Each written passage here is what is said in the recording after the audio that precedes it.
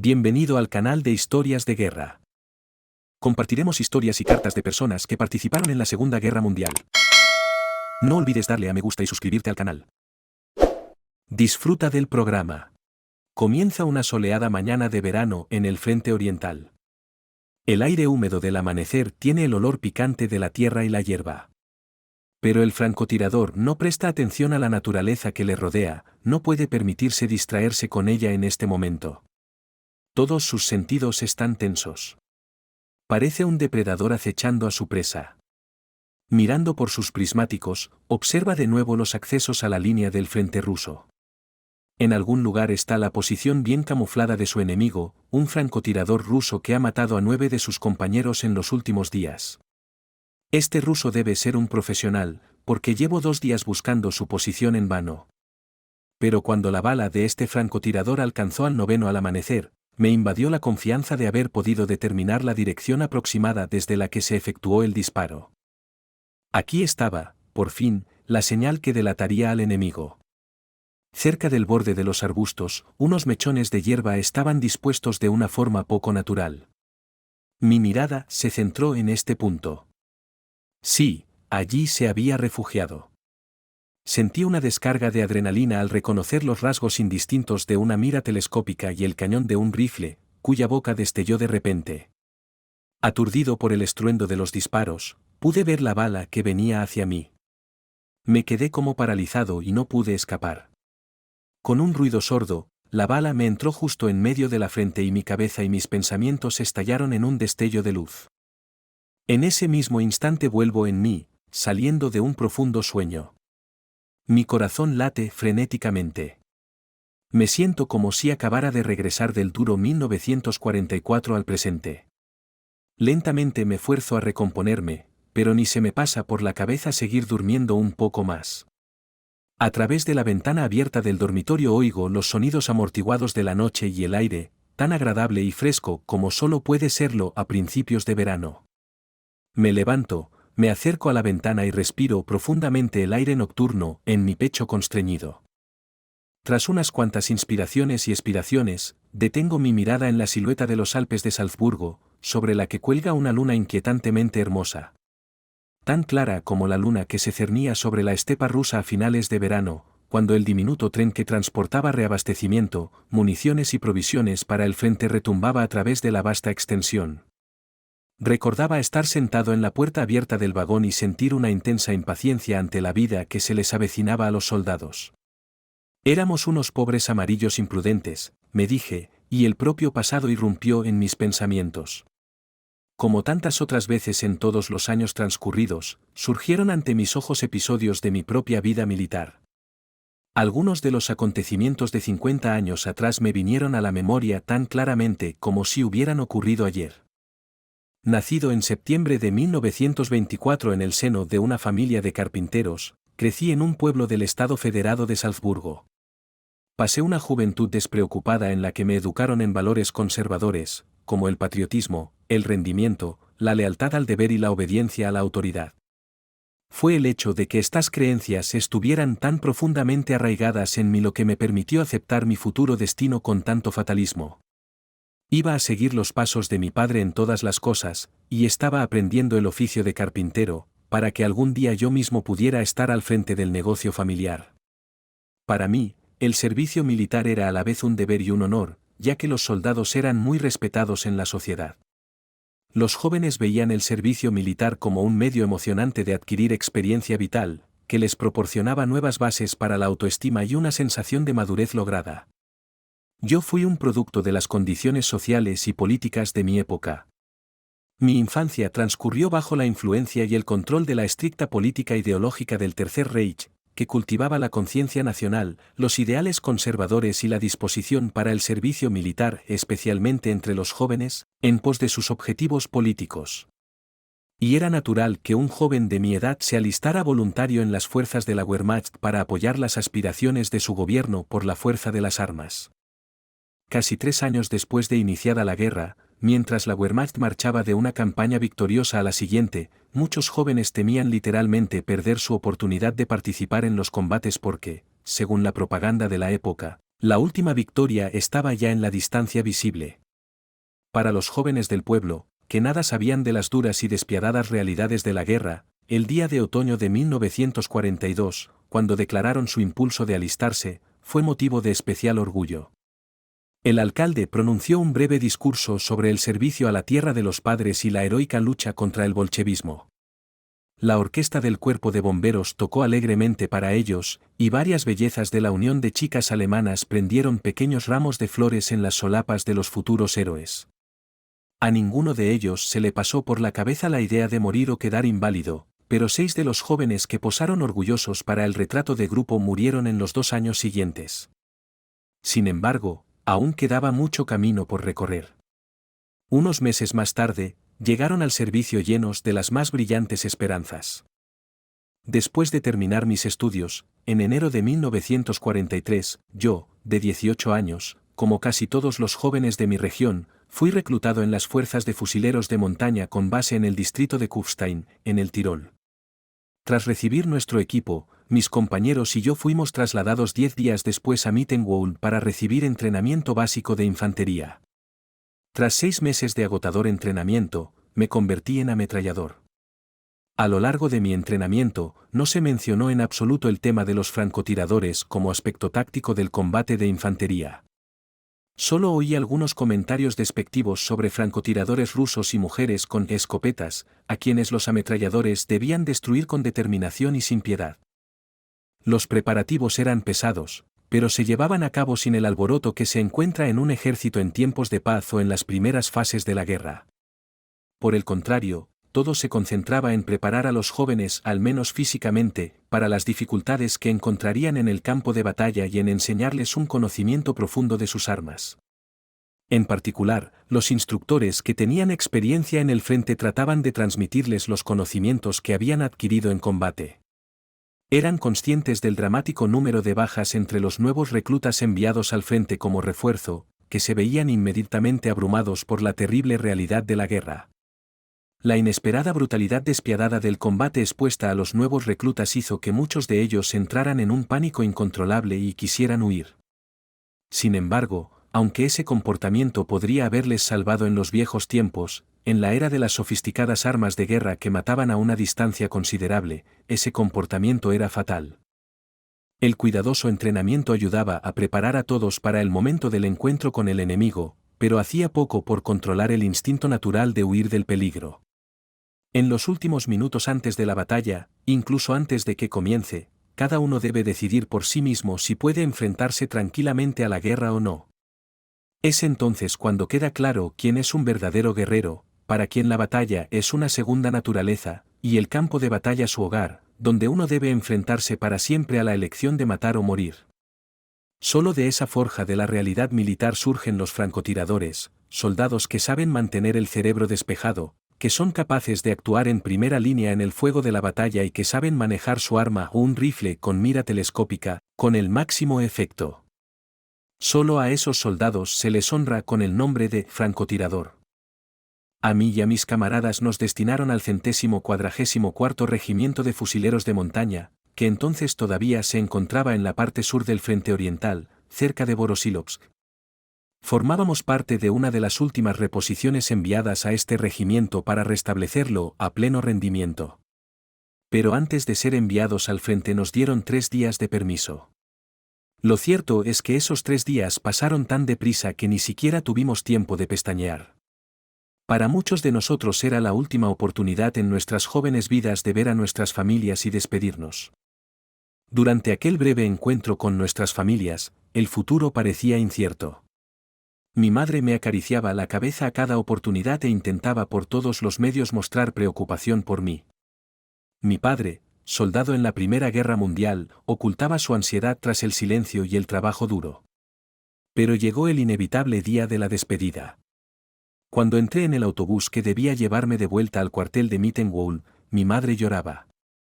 Mi padre me abrazó, despidiéndose, aunque nunca antes lo había hecho, y, a duras penas manteniendo la calma, me susurró al oído: «Cuídate, muchacho. Mi mayor deseo es que vuelvas ileso. Pero eso está en manos de Dios». Cuando el autobús se puso en marcha, Solo saludé una vez con la mano a mis padres y me di la vuelta bruscamente con una expresión congelada en el rostro. De lo contrario, habría perdido la compostura, que ya me costaba mantener. Los alemanes observaban con ansiedad que en la zona de la tercera división de montaña, el Ejército Rojo, reforzado por los suministros de nuevo armamento estadounidense que iban llegando, se preparaba para una gran ofensiva sobre la cuenca del Donetsk y Ucrania. En consecuencia, todo hombre que aumentara la fuerza de combate de las unidades alemanas era bienvenido en ellas. Mis compañeros y yo pasamos muchos días viajando por la interminable estepa rusa en vagones de ganado cubiertos de paja antes de llegar a nuestro destino, la cuenca del Donetsk. Nuestra llegada a Borosilovsk coincidió con el comienzo del ataque ruso. Sin darnos la más mínima oportunidad de adaptarnos a la vida en el frente, al día siguiente de nuestra llegada nos lanzaron a la batalla por el desfiladero de Redkino, que resultó increíblemente difícil e infligió considerables bajas. En comparación con el soldado de infantería medio, yo tuve un destino realmente duro, porque la tercera división de montaña tuvo que operar en condiciones antinaturales para este tipo de tropas en el sector sur del frente oriental hasta el mismo final de la guerra, estando siempre en el meollo de los combates. Las pérdidas en sus unidades fueron casi increíbles. Proporcionalmente fueron mucho mayores que las pérdidas en el resto del ejército. La cuenca del Donetsk, con sus enormes reservas de carbón, era una importante región de extracción de materias primas, por lo que resultaba crucial para los dos bandos enfrentados. Las minas de carbón, con su gigantesco sistema de túneles, no fueron completamente despejadas de tropas enemigas por el avance de los alemanes. A espaldas de las tropas de la Wehrmacht permanecían unidades rusas enteras ocultas en los túneles, que atacaban entonces a los desprevenidos soldados de infantería alemanes. Esto dio lugar a sangrientas batallas cuerpo a cuerpo que podían continuar incluso en los túneles. Los soviéticos habían logrado romper las líneas de defensa alemanas con un vigoroso ataque antes de que yo llegara al frente. Ahora intentaban ampliar la cabeza de puente que habían ocupado. El comandante de la tercera división de montaña consideró que la situación era muy precaria, por lo que lanzó un contraataque sin más preparación ni reagrupamiento de sus fuerzas. El resultado fue un éxito, pero la victoria se obtuvo a costa de enormes bajas de infantería. Yo y otros fusileros en formación llegamos a nuestro destino al amanecer del 18 de julio de 1943. Nos acercamos a la ubicación de la unidad en silencio. Estábamos pensativos, la ansiedad y el nerviosismo estaban escritos en nuestros rostros. Todos los que nos encontrábamos en el camino tenían su propia manera de sobrellevar el miedo que habían encontrado antes. Los combatientes experimentados masticaban cortezas de pan con expresión adusta, o fumaban, o simplemente se obligaban a recogerse para que sus rostros no reflejaran ninguna emoción. Pero a los reclutas les resultaba mucho más difícil superar su nerviosismo. Estábamos tensos e inquietos. Muchos de nosotros sentíamos náuseas a más no poder. Sin saber por experiencia lo que iba a ocurrir a continuación, percibí las extrañas escenas de lo que estaba sucediendo, sintiendo claramente miedo. Ni siquiera podía comer, mi estómago se rebelaba contra cualquier alimento y mi cuerpo temblaba como gelatina. No podía moverme de mi asiento. Pero en esta situación crítica tuve suerte. El comandante de mi escuadrón era un hombre muy experimentado y curtido en batalla, pero también era atento y comprensivo con los recién llegados a su unidad. Vio lo asustado que estaba y me dijo, tratando de animarme: respira hondo, muchacho. Piensa solo en tu ametralladora y dispara como te han entrenado. Presta atención a mí y a mis órdenes. Yo cuido de mis muchachos, y si estás en verdaderos problemas, yo estaré ahí para ti. He sacado a mi unidad de todos los líos hasta ahora. No vamos a dejar a ninguno de los nuestros atrás. La combinación de la ingenuidad juvenil que aún quedaba en mí y la confianza que de inmediato me causó ser el comandante de nuestro grupo, me permitieron encontrar la fuerza para superar la ansiedad, para reunirme. Esto me ayudó a resistir entre los acontecimientos que acompañaron mi bautismo de fuego. Eran casi las 5 cuando los artilleros de montaña iniciaron un contraataque. Comenzó con el fuego de la artillería alemana situada detrás de las posiciones ocupadas por mí y otros soldados. Los fusileros tenían una visión clara del terreno que tenían delante mientras enormes terrones de tierra se desprendían del suelo con un sonido ensordecedor y pesado, elevándose en fuentes hacia el cielo despejado de la mañana. Era desagradable oír estos sonidos, totalmente nuevos para mí, mezclados con el interminable traqueteo de los disparos y el aullido de la metralla. Los demás fusileros y yo esperábamos agazapados en el suelo la orden de ataque. La preparación artillera duró unos 20 minutos. Cuando los cañones callaron, de repente percibí un sonido extraño. Eran los gritos bestiales de los rusos heridos. La orden de ataque se dio cuando el terror empezó a crecer cada vez más en mi interior. Toda la tensión y el nerviosismo se transformaron de repente en un movimiento continuo a mi alrededor. El torbellino de la batalla, que había comenzado de forma tan sangrienta, comenzó a atraer también a los soldados de infantería alemanes a su vórtice. De repente empezaron a estallar granadas rusas en nuestras posiciones. En cuanto salté, oí inmediatamente un zumbido seguido de una explosión. A mi derecha, un camarada, un joven de Berchtesgaden de la misma edad que yo, se miraba estudiadamente la chaqueta rota de su uniforme, a través del agujero por el que sus intestinos se derramaban más y más cada segundo. Tras unos segundos de conmoción, el tipo empezó a gritar, intentando volver a meterse las tripas. Quería ayudarle. Bajó la ametralladora, pero el jefe de escuadrón le dio inmediatamente una palmada en la espalda y gritó: «Adelante. Ataquen. No se le puede ayudar. Cubre a tus camaradas con fuego». Cuando salí de mi estupor, el herido enmudeció de repente, se arrodilló con una extraña mirada congelada y se desplomó de cabeza en el suelo. Pero yo estaba ya a 20 metros de él y no lo vi. Los pensamientos volaron de mi cabeza, me guiaba la primitiva voluntad de sobrevivir. La muerte, las heridas y el miedo perdieron todo significado. Mi conciencia se redujo a disparar, recargar armas, correr hacia adelante, buscar cobertura y apuntar con una ametralladora a los enemigos. Me convertí en un animal que luchaba por su vida. Durante la lucha no por la vida, sino por la muerte, un joven ingenuo se convirtió en un guerrero en el sentido original de la palabra. La mezcla de miedo, sangre y muerte me afectó como una droga embriagadora por un lado, pero deprimente por otro, porque no solo marca el cruce de la línea más allá de la cual termina la inocencia humana, sino que también se lleva por delante las esperanzas de futuro. Matar se ha convertido en un oficio que se ha apoderado de mí. Y fue voluntad del destino que yo alcanzara la mayor destreza en ello. Nuestro grupo se abrió paso cautelosamente entre los arbustos hasta que cayó en una emboscada. El enemigo estaba escondido a una distancia de unos 20 metros. Uno de nuestros fusileros cayó sin decir palabra por la lluvia de ráfagas repentinas de ametralladora. En el mismo segundo devolví el fuego con mi ametralladora de mano, y el resto de los soldados de nuestro grupo pudieron ponerse a cubierto. Luego lanzaron granadas de mano contra la posición enemiga y se precipitaron hacia adelante, cubriéndose mutuamente con fuego, pero el enemigo parecía vaporizarse.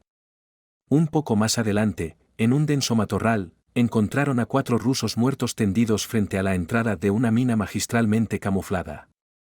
Los muertos tenían un aspecto extremadamente demacrado y pálido. Probablemente llevaban meses escondidos en el túnel. Unas huellas frescas conducían a la mina. La curiosidad llevó a algunos artilleros a entrar. Con las carabinas preparadas, desaparecieron bajo tierra. Pocos minutos después oí el sonido sordo de los disparos procedentes del interior de la mina. Poco después salieron los soldados alemanes, tambaleándose. Estaban pálidos y confusos. Pero no quedaba tiempo para hacer preguntas. El sector fue atacado por una compañía de rusos, y los fusileros fueron presa del torbellino de la batalla. El implacable enfrentamiento continuó hasta el anochecer, que llegó hacia las 10 de la noche. Me pareció un milagro que yo, a diferencia de muchos de mis camaradas, hubiera sobrevivido a la jornada. Mi compañía se estaba retirando a las posiciones desde las que había comenzado el ataque matutino.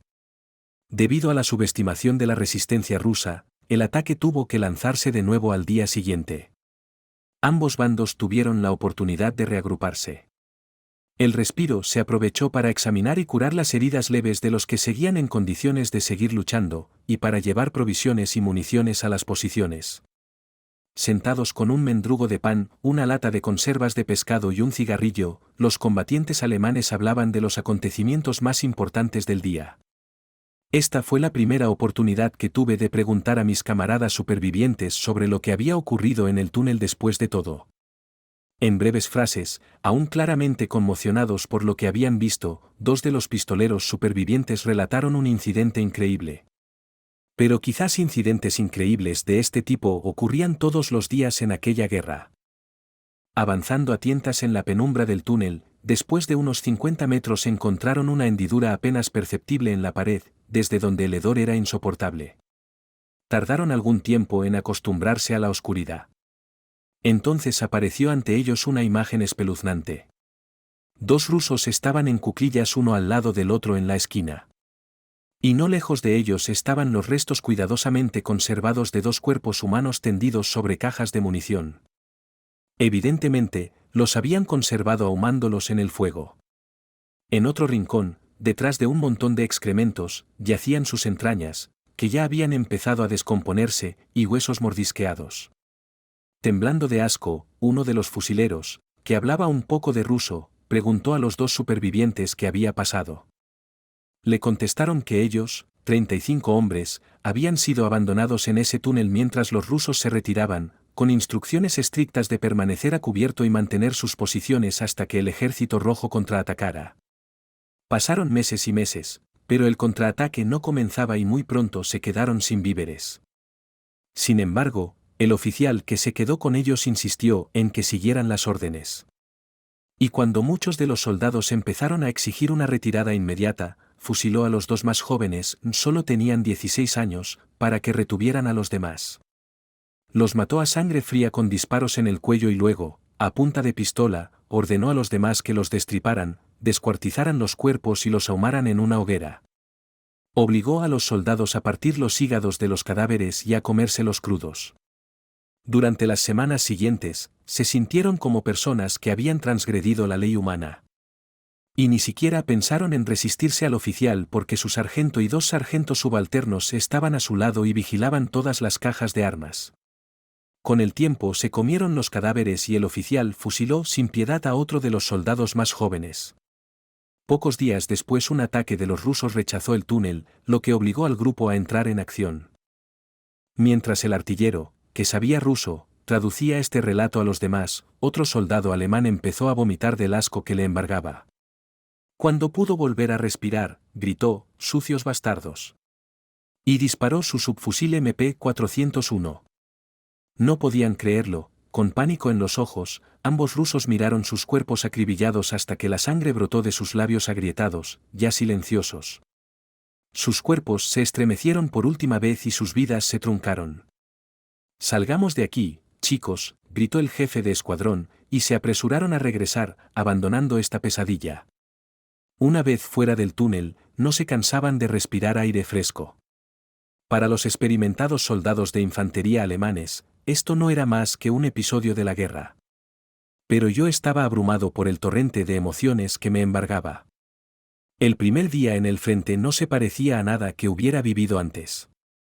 ¿Y si no era más que un inofensivo preludio de los vicios de la guerra, qué ocurriría después? Pero no había tiempo para desarrollar el pensamiento. Las ganas de dormir y el hambre hacían mella. Y solo quedaban unas horas para descansar. Al final, los alemanes tardaron 4 días en romper la resistencia soviética. Tuvieron que traer más artillería y cañones de asalto. Un trozo de suelo ruso conquistado costó la vida a 650 soldados alemanes. Al cabo de 5 días, había perdido los últimos vestigios de mi ingenuidad juvenil. La experiencia de los sangrientos combates había hecho mella en mi rostro, de modo que ahora aparentaba 10 años más. Nuestra séptima compañía se había reducido a solo 20 hombres. De mi grupo, solo quedábamos vivos el comandante y yo. Había perdido la noción del tiempo y ya no sentía miedo ni piedad. Me convertí en un producto de los acontecimientos que ocurrían a mi alrededor, impulsado por un instinto primitivo de supervivencia en medio de los agotadores combates, el hambre y la sed. Al final, los alemanes tardaron 4 días en acabar con la resistencia soviética. Tuvieron que traer artillería adicional y cañones de asalto para hacerlo. Un trozo de tierra rusa conquistada costó la vida a 650 soldados alemanes. Al cabo de 5 días, había perdido los últimos vestigios de mi ingenuidad juvenil. La experiencia de los sangrientos combates había hecho mella en mi rostro, de modo que ahora aparentaba 10 años más. Nuestra séptima compañía se había reducido a solo 20 hombres. De mi grupo, solo quedábamos vivos el comandante y yo. Había perdido la noción del tiempo y ya no sentía miedo ni piedad. Me convertí en un producto de los acontecimientos que ocurrían a mi alrededor, impulsado por el instinto primitivo de sobrevivir en medio de los agotadores combates, el hambre y la sed. El 22 de julio, la lucha de la Wehrmacht por restaurar la antigua línea del frente alemán obtuvo resultados. Pero los rusos lucharon con un coraje desesperado. Bien camuflados, a menudo hacían gala de una práctica de tiro inusual, disparando solo a menos de 50 metros de distancia. Así, prácticamente todos los disparos daban en el blanco. Los francotiradores rusos, en particular, engendraron la confianza de que los artilleros alemanes serían pronto aniquilados. Me sentí presionado al darme cuenta de que mi especialización de combate era suicida como ninguna otra. La importancia estratégica de las ametralladoras significaba inevitablemente que estaban sometidas al fuego feroz de armas pesadas como morteros y cañones de infantería, y especialmente en el combate móvil de francotiradores. Como consecuencia, el índice de bajas entre los ametralladores era mucho mayor que entre los demás combatientes. Ya en los primeros días en el frente tuve claro que mis posibilidades de sobrevivir dependían directamente de si podía ocupar otro puesto en mi compañía. Cuando era el 5.º día de combate, oí un ruido sordo a mi izquierda y un fragmento de proyectil me penetró en el brazo izquierdo. Afronté la herida con frío fatalismo, como una consecuencia inevitable de la guerra. Sorprendentemente, la herida no me dolía y sangraba débilmente. Intenté doblar el brazo y me tranquilicé, parecía intacto. Me arrastré hacia atrás con mi ametralladora, saqué un paquete de vendas y con la ayuda de un camarada, vendé la laceración de la mano en la base del pulgar. Apenas había terminado de vendarla cuando mi compañero gritó: «Sapi, mira, ahí vienen. Dispara, dispara». Una hora más tarde, cuando la compañía se había alejado de la línea del frente y había algo de tiempo para descansar, sentí por fin el dolor. En el puesto de reunión, que también servía de depósito de suministros básicos y municiones, un médico y varias enfermeras atendían a los heridos. Fui allí para que me examinaran la herida. El improvisado hospital estaba situado cerca del cuartel general del regimiento, en una pequeña cabaña con techo de paja. Sin emoción alguna escuché los gemidos, aullidos y gritos. El olor a carne podrida ya no me producía náuseas. Uno de los médicos estaba clasificando a los que llegaban según la gravedad de sus heridas. Trajeron a un soldado muy joven en una tienda de campaña. Primero le miré a la cara. De la garganta del soldado salían gemidos monótonos: «No puedo moverme. Dios, no puedo moverme». Mi mirada se congeló en el cuerpo del herido. Se movía como una marioneta. El sargento médico levantó al soldado que habían traído y le examinó el pecho. No había daños en la parte delantera.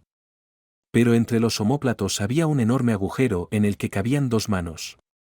La metralla de las costillas y la columna era visible. El sargento médico recostó con cuidado al herido en la tienda de campaña. Dijo: «Chicos, no podemos ayudar a este tipo. La muerte para él será lo más misericordioso en esta herida. Llevadlo al granero del cura». Todos los desahuciados fueron llevados al granero, donde el capellán, obviamente abrumado por el dolor, trató de proporcionar a los heridos de muerte el modesto consuelo que pudo. Mi herida no era grave. Así que tuve que esperar en fila para que me atendiera un sargento médico que limpiaba con pericia la suciedad y cosía las heridas abiertas. Detrás de mí estaba sentado un sargento cuyo antebrazo derecho estaba atado con un pañuelo, estirado con un palo a modo de torniquete. Su brazo casi amputado se balanceaba sobre los últimos tendones que le quedaban como cuerdas. Miraba inmóvil al suelo, en estado de shock. Pasaron otras 3 horas hasta que por fin llegó mi turno. Sin mediar palabra, el sargento médico retiró el vendaje, examinó la herida en busca de cuerpos extraños y luego la desinfectó con una solución de sulfonamida. Con gran fuerza física, el cabo médico me agarró del brazo y me dio la espalda, impidiéndome ver la herida. En cuanto lo hizo, el sargento sin anestesia comenzó rápida y hábilmente a raspar la suciedad, recortar los bordes de la herida y coserla. Cogiéndome la mano con firmeza, el cabo primero dijo: Ori, si quieres, con esto desconectarás del dolor. Y sentí que perdía el control, abrumado por el dolor. Mis gritos parecían expresar todas las pruebas inhumanas que había soportado en los últimos días. Se suponía que debía descansar mientras se curaba mi herida. Así que me trasladaron a la unidad de transporte del regimiento durante 14 días, junto con otros soldados que también estaban heridos leves. Nos ordenaron hacer trabajos auxiliares ligeros. Durante este periodo, el regimiento, que había sufrido grandes pérdidas, se trasladó de nuevo a Borosilovsk para reabastecerse de hombres y macha. Yo, como recordarán, había trabajado como carpintero antes de la guerra, y por eso me asignaron como suboficial ayudante de armas. Me encargaron clasificar las armas capturadas y, en cuanto me puse al día, reparar las culatas de las carabinas alemanas dañadas. Fue aquí, en la relativa seguridad del cuartel general del regimiento, donde, tras reflexionar sobre la situación, decidí firmemente intentar evitar el servicio como ametrallador a la menor oportunidad. Por supuesto, fue una señal del destino que entre las armas que estaba clasificando encontrara un único fusil de francotirador ruso. Nada más verlo, me apresuré a preguntar al suboficial de armas si podía practicar con él. Tenían munición rusa de sobra, y el suboficial sintió de pronto que el hombre que tenía delante era el indicado para semejante tarea. Me dijo: Muéstrame lo que puedes hacer. Tal vez naciste para ser francotirador. Necesitamos tipos así para darles una buena paliza a los yanquis. ¿Sabes la pesadilla que sus francotiradores han hecho de nuestras vidas? Empecé a practicar esa misma noche. Después de unos días, quedó claro que yo era un francotirador nato. El suboficial de armas estaba impresionado con mis habilidades de tiro. Sin ningún esfuerzo aparente podía acertar a una caja de cerillas desde 100 metros, y desde 300 metros, a una caja de cartuchos de madera, de 30 por 30 centímetros. Muéstrame lo que sabes hacer. Tal vez naciste para ser francotirador. Necesitamos tipos así para darles una buena paliza a los yanquis. ¿Sabes la pesadilla que sus francotiradores han hecho de nuestras vidas? Empecé a practicar esa misma noche. Después de unos días, quedó claro que yo era un francotirador nato. El suboficial de armas estaba impresionado con mis habilidades de tiro. Sin ningún esfuerzo aparente podía acertar a una caja de cerillas desde 100 metros, y desde 300, a una caja de cartuchos de madera, de 30 por 30 centímetros. 14 días de descanso pasaron rápidamente, mi herida se estaba curando y era hora de volver a mi compañía. Cuando me despedí del suboficial de armas, me entregó un fusil con mira telescópica. Sap, he hablado con tu viejo, así llamaban los soldados experimentados a sus comandantes de compañía. No le importa que pruebes suerte como francotirador. Vamos, muchacho, muéstrales a los Aivens. En los primeros días de agosto de 1943, regresé a mi compañía con un rifle de francotirador en las manos. Cuando informé al sargento de mi llegada, me entregó sin ceremonia una insignia negra de herido 2 junto con mis papeles de condecoración. Oyerber, espero que no pienses que esto es el final, me dijo el sargento. Era solo el principio. Mantén el culo pegado al suelo, sobre todo ahora que eres francotirador. Ahora ve y dale a los Aivens una buena paliza. El frente estaba relativamente tranquilo. Los combates se habían reducido a pequeños duelos de artillería y escaramuzas entre unidades de reconocimiento. Pero al mismo tiempo, debido a los francotiradores rusos, cada soldado alemán sentía una tensión increíble. Era muy peligroso incluso asomarse a una trinchera en las inmediaciones de la línea del frente. Contra todas las precauciones, los rusos encontraban objetivos una y otra vez. En mi comandante encontré un sabio mentor que comprendía los beneficios de los francotiradores para las tropas y lamentaba su ausencia en el ejército alemán. Sin embargo, esta opinión no era generalizada. Muchos oficiales percibían a los francotiradores como asesinos deshonrosos y traicioneros y se negaban a utilizarlos. Un oficial de la tercera división de montaña reflejó esta actitud de forma bastante concreta en sus memorias. Cada uno de estos matones se arrastra al amanecer o antes del anochecer y permanece inmóvil, vigilando las posiciones enemigas como un gato sobre la madriguera de un ratón. Y entonces, solo un hombro o una cabeza emergen de la trinchera por un momento. Pero incluso un instante es suficiente. Un disparo rompe el silencio. Una lata vacía cae de su estrecha mano. Tal es el precio de la vida humana para un francotirador.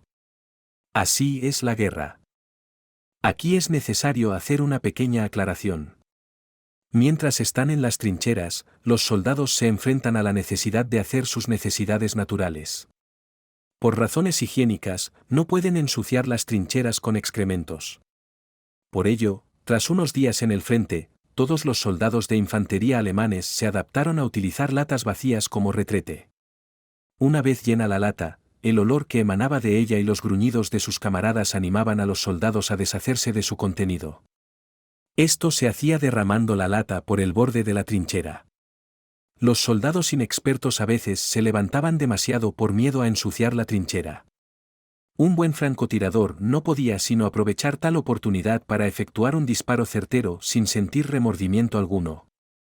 Sin embargo, la observación al final de los comentarios del oficial anterior es bastante justa. La guerra no puede ser ética ni heroica. Es un medio para alcanzar un objetivo político mediante la máxima violencia, cuyo precio es la muerte, las heridas y la destrucción. En consecuencia, da absolutamente igual que te mate la bala de un francotirador o la esquirla de una mina disparada desde un mortero. Y si se miran las cosas desde este punto de vista, resulta inapropiado hablar de honor. Sobre todo porque plantea una pregunta lógica. ¿Quién es más honorable y valiente en la batalla, un oficial que, por ejemplo, envía a toda una compañía a una sangrienta picadora de carne en nombre de la consecución de algún objetivo estratégico, en aras de la gloria personal o como resultado de una incompetencia táctica, o un francotirador que es, por así decirlo, astuto, pero muy eficaz en la lucha contra el enemigo y que se expone constantemente a un riesgo considerable?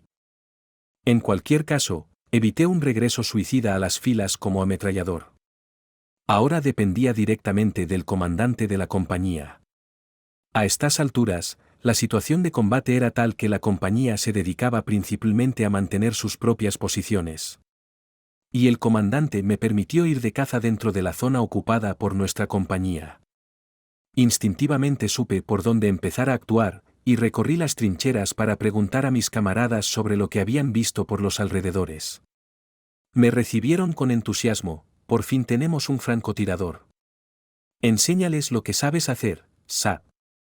El comandante del equipo de ametralladoras me cogió de la manga y me llevó a una trinchera cubierta. A través de un hueco entre los enormes troncos que recubrían los bordes de la trinchera para protegerme de las balas enemigas y las esquirlas de los proyectiles, me mostró las posiciones rusas y me explicó. Hay un francotirador en alguna parte.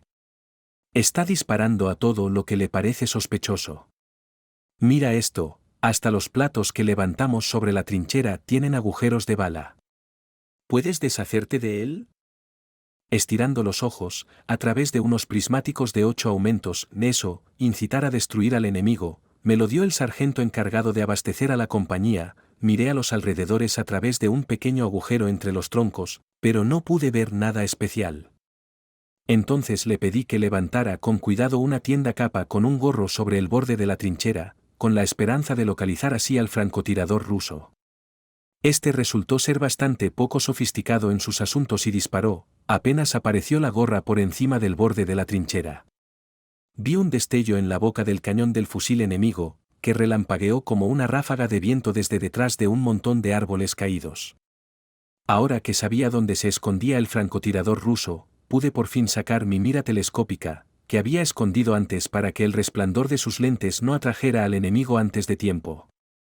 Así, habiendo salido ya por primera vez a cazar francotiradores, intuí una de las características más importantes de mi nueva nave. A diferencia de mi adversario, yo comprendía la primera ley de la supervivencia: no disparar a un blanco que no se ha identificado con precisión. Y disparar solo una vez desde una posición y luego cambiarla inmediatamente o hacerse invisible dentro de sus confines. Mi adversario permaneció en su posición y esperó a un nuevo blanco. Fue un error fatal por el que tuvo que pagar con su vida. Coloqué cuidadosamente un impermeable retorcido delante de los troncos para apoyarme en él y metí con cuidado el cañón de mi rifle en el hueco. No podía utilizar mi mira telescópica, pues la rendija era demasiado estrecha. Pero el ruso estaba a solo 90 metros de mí, y era posible apuntar de la forma habitual, utilizando la mira frontal y la barra de puntería. Mi adversario permaneció en su posición y esperó un nuevo blanco. Fue un error fatal por el que tuvo que pagar con su vida. Coloqué con cuidado un impermeable retorcido delante de los troncos para apoyarme en él y clavé con cuidado el cañón de mi rifle en el hueco. No podía utilizar mi mira telescópica, pues la rendija era demasiado estrecha. Pero el ruso estaba a solo 90 metros de mí, y era posible apuntar de la manera habitual, utilizando la mira delantera y la barra de puntería. De repente me puse nervioso. Mis camaradas esperaban un tiro perfectamente perfecto, y de pronto me di cuenta de que por primera vez en mi vida tenía que matar a un hombre a sangre fría y calculadamente. Mi determinación se vio sacudida por la duda. Tenía la garganta seca, el corazón acelerado y me temblaban las manos. Me sentí paralizado e incapaz de apretar el gatillo. Tuve que bajar el fusil y respirar hondo varias veces para recobrar el conocimiento. Mis compañeros me rodeaban y me miraban fijamente. Volví a poner el fusil en posición de disparo y de nuevo sentí vacilación. Muy bien, ¿y ahora qué? Dale una paliza, como si desde lejos oyera la voz de un camarada. Y en ese momento recuperé la compostura. Como en un sueño, con la precisión de una máquina, mi dedo índice estaba en el gatillo mismo. Me tensé, inspiré y expiré profundamente, contuve la respiración y apreté el gatillo. Sonó un disparo. Debido al polvo que tenía delante, no pude ver si había acertado o no. Pero mi camarada, que miraba a través de otro hueco entre los troncos, gritó: «Le has dado, chico. Excelente tiro. Ese cerdo está muerto».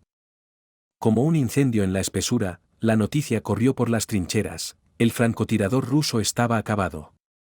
De repente se oyeron ráfagas de ametralladora y disparos de fusil. Alguien gritó: «¡Ataquen!». Asombrados por tan inesperado asalto alemán, los rusos empezaron a abandonar apresuradamente sus trincheras delanteras y a retirarse a su línea principal de defensa. Sin encontrar resistencia, los fusileros alemanes asaltaron las posiciones abandonadas. Yo estaba entre ellos. Yo y los testigos de mi primer disparo queríamos ver los resultados. Corrimos hasta un montón de árboles caídos, detrás de los cuales se escondía el francotirador ruso. Resultó que allí había cavado un hueco, como una trinchera, en la que ahora yacía su cuerpo sin vida. La cabeza y el torso del francotirador estaban empapados en sangre. Agarrándolo por los tobillos, los dos fusileros lo sacaron para ver exactamente dónde estaba la herida mortal. Un amasijo sanguinolento de sesos y fragmentos de hueso cubría la espalda del francotirador. Había un agujero en la nuca del ruso del tamaño de un puño, de modo que a través de él pudieron mirar dentro de su cráneo, que estaba vacío a causa de la bala que lo había destrozado. Los combatientes experimentados, acostumbrados a este tipo de cosas, le dieron la vuelta sobre la espalda para mirar la cara del muerto, que parecía ser un muchacho, tal vez de solo 16 años. La bala le había entrado por el ojo derecho. «Le diste de lleno, chico. Y lo hiciste desde casi 100 metros sin mira telescópica. Has hecho un trabajo realmente bueno, Sap», dijo uno de los tiradores. Miré a mi víctima con una mezcla de orgullo, horror y culpa.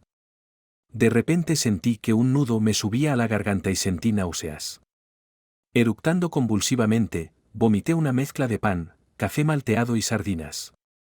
Aunque me avergonzaba de semejante muestra pública de debilidad, mis camaradas se mostraron cariñosos y comprensivos ante el hecho de que hubiera perdido el control de mí mismo en ese momento. Un sargento con un gran bigote rojizo y un brillo pícaro y travieso en sus ojos azules, que era una cabeza y media más alto que yo y unos 10 años mayor, me animó con voz alegre y acento del norte de Alemania. «No tienes nada de qué avergonzarte, muchacho, a todos nos ha pasado. Y tú también has tenido que pasar por ello.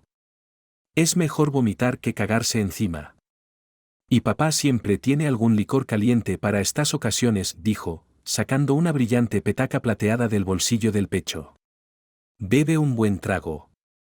Así te será más fácil quitártelo todo de la cabeza. Asegúrate de que el resto del vómito no cae en mi petaca o te arrancaré la cabeza. Di un gran trago, agradecido. Mientras le devolvía la petaca al sargento, pensé de repente, este tipo parece un vikingo, excepto por los cuernos del casco, y no pude evitar sonreír al imaginarme a un vikingo entre la infantería de montaña. Pero no hubo tiempo para reflexiones y sentimientos personales, porque mientras registrábamos las trincheras dejadas por los rusos, con la esperanza de encontrar trofeos útiles, los soldados soviéticos contraatacaron.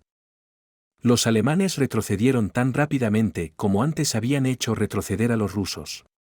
En una hora todo había vuelto al punto de partida y todos estaban en sus posiciones originales. Pero yo había aprobado el examen de francotirador y mis camaradas contaban a todo el mundo mi éxito. Los elogios que recibí de todas partes me ayudaron a disipar mis dudas sobre lo que había hecho. Aprendí firmemente la segunda lección: la guerra es algo despiadado, y puedes matar o morir. En combate, tener compasión por tu enemigo es un suicidio seguro, porque cada enemigo al que no mates te matará a ti en el segundo siguiente. Tus posibilidades de sobrevivir aumentan en proporción directa a tus habilidades militares y a tu falta de compasión por el enemigo. Ese es el principio que seguí durante el resto de la guerra. Si el enemigo estaba en mi punto de mira y tenía el dedo en el gatillo, su destino estaba sellado, sin excepciones.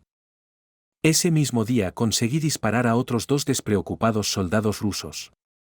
Lleno de orgullo juvenil, hice 3 muescas en la culata de mi fusil con una navaja.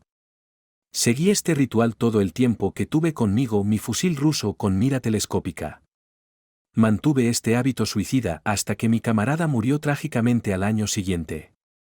Justo después de mis primeros éxitos, el sargento me dijo que tenía que informar de mis disparos afortunados al cuartel general de la compañía, nombrando cada vez testigos de mis aciertos entre los suboficiales u oficiales. Pero solo contaban los disparos que hacía en solitario, no durante un ataque general o la defensa de una posición. Tenía que llevar un pequeño libro con mi puntuación de francotirador, y un oficial o suboficial tenía que confirmar cada vez que aumentaba esa puntuación. Por cada 10 aciertos conseguidos, se me concedía un parche plateado de 7 centímetros de largo y 1 de ancho, como los que llevan los sargentos en el cuello. Esos parches se llevaban en el antebrazo izquierdo. Pero recibir la confirmación de los aciertos era agotador. Algunos de mis comandantes estaban celosos de mis éxitos y se negaban a firmar con mi nombre. Esto sucedía especialmente a menudo si mis aciertos eran observados por artilleros de artillería, que en la mayoría de los casos eran jóvenes oficiales llenos de idealismo militar. Consideraban a los francotiradores como sucios asesinos y expresaban su antipatía negándose a confirmar sus aciertos. Otra razón por la que las relaciones entre francotiradores y artilleros eran tensas era que los francotiradores tenían la costumbre de robar a los artilleros uniformes mejores que los suyos. En concreto, chaquetas, capas e impermeables. Me convertí en el maestro de esas adquisiciones extraoficiales de uniformes de oficiales. Durante los 14 días siguientes, mis disparos de francotirador alcanzaron su objetivo 27 veces, y mi nueva especialidad se convirtió rápidamente en rutina. Como novato, tuve sin embargo una suerte excepcional, ya que los francotiradores rusos me evitaban, sin saber que yo no era realmente un profesional. La parte del frente donde se encontraba mi compañía permaneció relativamente tranquila. Esto me dio la oportunidad de aprender de mi propia experiencia y de mis propios errores. La mayoría de los francotiradores novatos no tuvieron esa oportunidad, y a menudo pagaron sus errores con la vida. Sin embargo, este periodo de tranquilidad pronto llegó a su fin. El 18 de agosto de 1943, tras varios días de presión rusa, los soviéticos lanzaron un ataque masivo a lo largo de todo el frente de Donetsk. Gracias a una aplastante superioridad en número de combatientes, los rusos pudieron romper las líneas de defensa alemanas, y la infantería de la Wehrmacht se vio obligada a abandonar sus posiciones. Ahora que los alemanes estaban a la defensiva, les quedó claro el verdadero valor táctico de un buen francotirador. Aunque solo llevaba unas semanas en el frente, ya poseía la determinación y la sangre fría de un guerrero experimentado. Incluso en situaciones desesperadas, mantenía los nervios a raya. En las batallas luchaba con inspiración, y tenía suerte, y esto es imposible de desarrollar incluso durante el mejor entrenamiento. Solo en las batallas reales un verdadero soldado es capaz de controlar su miedo y poseer los reflejos innatos necesarios para sobrevivir. La tercera división de montaña inició su metódica retirada hacia el Dnieper. Con una superioridad significativa, 33 divisiones totalmente tripuladas frente a solo 10 formaciones de combate mermadas en el lado alemán, los rusos asaltaron las posiciones de la Wehrmacht con solo 90 soldados alemanes por cada kilómetro de línea de frente. Las brechas en la defensa se cerraron desplegando segundas líneas de defensa y trayendo hombres de los servicios de retaguardia. En consecuencia, los alemanes no tenían unidades ni reservas sin utilizar. Como resultado, el avance soviético tuvo consecuencias inmediatas y extremadamente peligrosas. La tercera división de montaña se encontró en el centro de los combates más intensos cerca de Zaporozhye, donde dos cuñas rusas intentaban abrirse paso y capturar a las tropas alemanas en una pinza. Sin embargo, los fusileros del 144º Regimiento de Infantería de Montaña ocupaban una importante posición estratégica, y enfrentándose a un enemigo 10 veces superior, la mantuvieron, permitiendo al resto de las unidades retirarse ordenadamente y crear una nueva línea de defensa. A principios de septiembre las carreteras se habían convertido en un barrizal de barro hasta las rodillas debido a las fuertes lluvias de principios de otoño.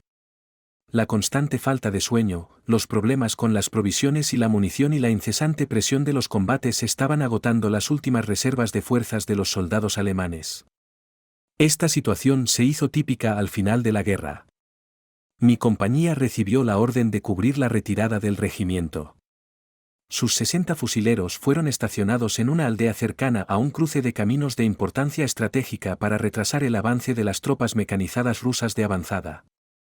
La inteligencia soviética estableció rápidamente el número de fusileros, tras lo cual se enviaron unidades rusas para destruirlos. Sin embargo, los hombres de la séptima compañía que permanecieron en la aldea eran soldados experimentados. Estaban bien atrincherados y eran capaces de realizar un fuego preciso tumbados, gracias a lo cual consiguieron mantener a los rusos a una distancia considerable durante algún tiempo. Al mismo tiempo, los soldados alemanes resistieron incluso el fuego de pequeñas piezas de artillería y tanques, sufriendo solo bajas menores. En batallas como esta, los francotiradores demuestran su valor. Disparo tras disparo, acerté a mis objetivos desde una distancia de 300 metros, obligando al enemigo a buscar constantemente cobertura ante mis disparos siempre certeros. La capacidad de sacudir la moral del enemigo en una lucha tan desesperada era crucial. Un francotirador experimentado no intenta necesariamente matar a su víctima, sino que su objetivo es impactar en el torso para que la herida sea extremadamente dolorosa y el enemigo no pueda seguir luchando. Esto permite al francotirador no solo acertar al máximo número de enemigos en la loca confusión de la batalla, sino también tener un efecto psicológico sobre el enemigo. Más de una vez vi cómo los gritos inhumanos de los combatientes rusos heridos por mí desmoralizaban a sus camaradas, y el ataque soviético se debilitaba y detenía bruscamente. Fue en estas batallas contra fuerzas enemigas superiores donde desarrollé a la perfección mis tácticas personales de francotirador. No prestaba atención a las 3 o 4 primeras líneas de atacantes y trataba de alcanzar en el estómago al mayor número posible de combatientes que avanzaban detrás de ellos. Al oír los gritos desgarradores de los heridos detrás de mí, los atacantes de la primera línea perdían su presencia de ánimo y el ataque empezaba a flaquear. En ese momento dirigí mi atención hacia las primeras líneas enemigas. A los enemigos que se encontraban a menos de 50 metros de mí, los mataba con certeros disparos en la cabeza o en el corazón, tratando de esta manera de sacar instantáneamente de la batalla a todos los que podía. A los rusos que estaban a más de 50 metros de mí, por el contrario, les disparaba al torso, procurando herir al mayor número posible de enemigos. Cuando los rusos huían, los disparos que alcanzaban a los hombres en retirada en la zona de los riñones eran particularmente eficaces. En estos casos, los heridos empezaban a gritar y aullar literalmente como animales. Como resultado, el ataque a menudo terminaba abruptamente. En tales situaciones, a veces conseguía abatir a más de 20 enemigos en pocos minutos. Sin embargo, esos impactos no aumentaban mi puntuación de francotirador. Durante 2 días mis acciones ayudaron a mantener a nuestra compañía.